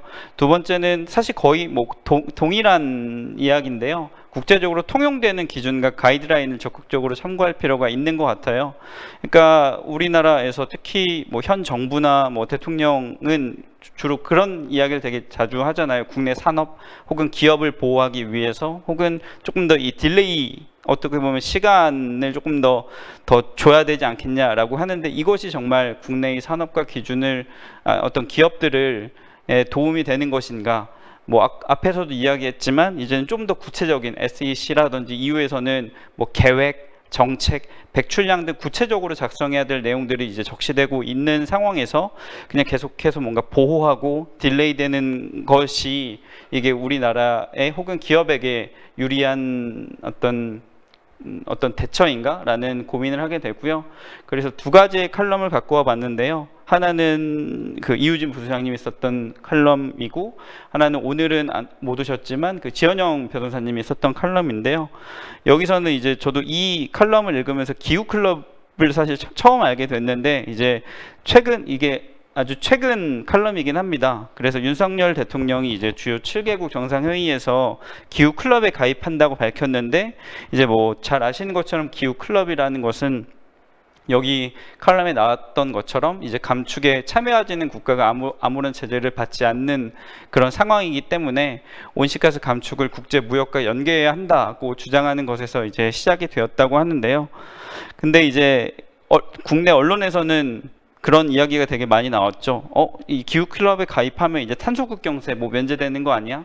어떻게 보면 여전히 우리 기업을 혹은 산업을 보호한다는 어떤 측면에서 이 기후클럽을 이렇게 이 기후클럽을 생각하는 것은 아닌가라고 그렇게 생각이 드는데, 근데 그에 반해 독일이 이 기후클럽을 어떻게 보면 이끌고 있는 독일의 같은 경우는 같은 상황이지만 전혀 다른 이유로 이 기후클럽을 바라보고 있습니다. 한마디로 탄소 중립 목표를 더 빨리, 더 많은 것들을 하려고 하는데, 이제 독일 산업계가 더 많은 부담을 지거나 가격 경쟁력에서 뒤처지는 것을 방지하기 위해서 우리 안 할 거야가 아니고, 어떻게 보면 이제 국제적으로 통용되는 기준, 뭐 일종의 기후클럽 같은 것들이 필요하다라고 오히려 적극적으로 이것들을 활용하는 모습을 보면서 우리나라도 계속해서 무언가를 그냥 우물안 속에서만 지키려고 하는 것보다는 이런 모습들이 좀 더 필요하지 않을까라는 고민을 하게 됐고요. 이 칼럼에서도, 이것도 4월 30일 칼럼인데요. 여기서도 계속 저희가 이야기했던 뭐 탄소국경 조정 제도가 이제 이사회의 승인을 받으면서 이제 목전에 두게 됐다고 이야기하고 있고, 또 지속가능성 실사 지침도 마찬가지입니다. 여기서도 뭐 EU 법사위원회를 통과해서 입법 절차를 받고 있다. 그러면서 이 칼럼은 이렇게 마무리를 하고 있는데요. 이처럼 EU의 규제는 기업이 지속가능성 강화 혹은 특히 기후 대응을 하지 않을 수 없도록 거미줄처럼 촘촘하게 설계돼서 압박하는 역할을 하고 있는데, 근데 이제 수출 비중이 그만큼 높은 우리 기업들은 이 변화에 적응하고 경쟁력을 갖춰야만 한다. 그러니까 그만큼 지금 어떤 것들을 준비하고 있지 못하고 있기 때문에 이런 어떤 이야기를 하면서 해외의 어떤 빠르게 변화하는 이 상황에서 우리나라도 혹은 우리 기업들도 이렇게 따라야 된다는 어떤 그런 결론의 어떤 칼럼을 보여주고 있고요. 이 사진은 굉장히 대조적인 사진이죠. 왼쪽은 이제 아리백에 대한 국내 외적인 아까 그 선생님께서도 말씀해 주셨던 그리고 그 이우진 부소장님의 칼럼에서도 BMW가 뭐 아리백을 제대로 지키지 않은 국내의 어떤 업체의 뭐 계약 철회를 할 정도로 그런 기사도 되게 많았었는데, 그러니까 왼쪽에 있는 사진들은 이제 아리백에 대한 국내외적인 강조와 압박, 사실 이것도 여기가 잘리긴 했었는데요. 전 국민의힘 이제 국회의원조차도 이 칼럼의 메시지는 그런 거였습니다. 뭐 그 CF100도 좋지만 지금 아리백에 대한 지금 뭐 현 대통령 혹은 정부에서 그거에 대한 준비라든지 너무 안 하다 보니까 실제적으로 기업들이 실질적인 어떤 리스크를 받고 있고 피해를 받고 있다. 그렇다 보니까 에너지의 선악 혹은 뭐 보수와 어떤 진보가 아니고 재생에너지를 신재생 에너지를 확대해야 된다라는 이야기들이 나오고 있습니다. 근데 그에 반해 국내 뭐 산업부 혹은 대양상공회의소에서는 이제 CF100을 강조하는 CF2를 발족해서 이렇게 대응하고 있는 모습들을 보면서 이 대응이 혹은 이 기조가 맞는 것인가? 라는 그런 고민을 하게 되었습니다. 그리고 세 번째는 그러니까 공시 내용을 어떻게 그러니까 공유할까? 조금은 구체적인 내용인데요. 예전에 한 선생님과 그 자문을 받으면서 그런 이야기를 했던 것 같아요. 그래서 여기서는 그냥 짤막하게 TCFD가 제공하는 효과적인 정보 공개 7원칙에 의거해서 했는데요. 어떻게 보면 너무 뻔한 이야기지만 제대로 지켜지지 않는 것들, 뭐 관련 정보를 이제 정보 공개는 이제 뭐 기후 변화, 기후 위기와 관련한 정보를 제시해야 되고, 또 그리고 구체적이고 오늘 계속 지속했던 것처럼 구체성이 뭔가 결여되어 있고 뭐 방법에 대한 것들이 결여되어 있다라는 말씀을 많이 해주셨던 것처럼 되게 구체적이고 완벽해야 되고 명확하고 뭔가 균형 있으며 이해하기 쉬워야 된다. 그 중에서도 사실 하고 싶었던 이야기는 이 원칙 5에 대한 이야기입니다. 사실 다른 이야기들은 많이 나오기도 하고 이것을 사실 저희도 그렇고 실제로 현재는 각 기업이 PDF의 형태로 보고서만 이렇게 업로드하기 때문에 이것을 사실 비교 가능한 방식으로 데이터를 할 수는 있겠죠. 근데 그거를 읽는 저희들의 거의 노가다에 이제 비하는 그런 것다 보니까 때로는 어떤 페이지는 이렇게 뭐 복붙 흔히 말하는 컨트롤 C, 컨트롤 V가 잘 안 되는 경우도 있고 하다 보니까 그때 자문 얘기하면서 이런 이야기도 해주셨던 것 같아요. 그래서 정보 공개는 뭐 섹터, 산업 또는 포트폴리오 내 조직 간에 서로 비교 가능해야 되는데 이 비교 가능하기 위해서는 데이터를 디지털화하는 것, 그러니까 PDF의 형태를 올리는 것도 중요하지만 일종의 러 데이터를 뭐 엑셀 파일처럼 이제 디지털화해서 그걸 뭐 다운로드 받아서 비교, 가공 혹은 뭐 분석할 수 있는 형태로 나아가는 것도 필요하지 않을까 싶고요. 뭐 여기서도 비슷한 이야기 하고 있습니다. 끝으로 뭐 아까 보람님께서 말씀해 주셨던 것처럼 저희가 이제 오늘로써 4번의 강의가 이제 끝이 났고요. 근데 저희의 어떤 기업관시팀의 프로젝트는 아직 조금 이제 뭐 최종 보고서라든지 몇 개가 남았는데 뭐 첫 번째는 저번에도 이야기했던 것처럼 국내에서 온실가스 다배출 기업의 이 보고서를 분석해서 발표하는 것이 남았고요. 그리고 이러한 것들을 바탕으로 사실 저희 연구소의 뭐 다른 연구소 혹은 다른 연구자들과의 어떤 다른 점은 보통은 그냥 연구를 하고 보고서를 쓰고 논문을 쓰는 것에서 그치는데 저희는 뭐 이렇게 만드는 시민 강의도 그렇고 저희가 했던 연구를 바탕으로 뭐 다양한 세미나 혹은 토론회를 좀 진행하려고 하고요. 그리고 끝으로 기업의 넷제로 이행을 위한 정책 연구도 모색하려고 합니다. 네, 그 4주간에 쉽지 않았던, 그리고 또 오늘은 현충일인 것도 감안을 한다면 4주간의 이런 강의를 신청하시고 또 너무 참여해 주셔서 감사하고요. 그리고 끝으로 오늘 과제까지도 잘 수행해 주셔서 온라인에 계시는 분들 또 오프라인에 계시는 분들에게 너무 수고하셨다는 말씀 드리고 싶습니다. 이상으로 4주간의 강의 마치겠습니다. 감사합니다.